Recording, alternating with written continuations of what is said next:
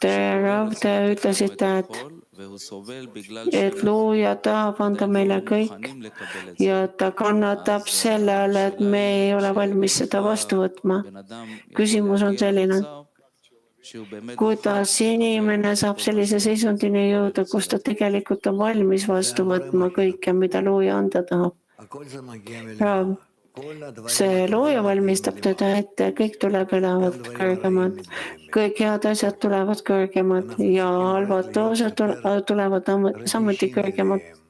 Me peame lihtsalt olema tundlikumad ja tundlikumad selle abil, et me oleme ühinenud oma kaaslastega, siis me õpime üksteiselt ja me tunnetame teineteist, mis toimub meiega. Seda, mis toimub meiega. Kuidas me saame tunda, et mida looja meievahelises ühinemises anda tahab.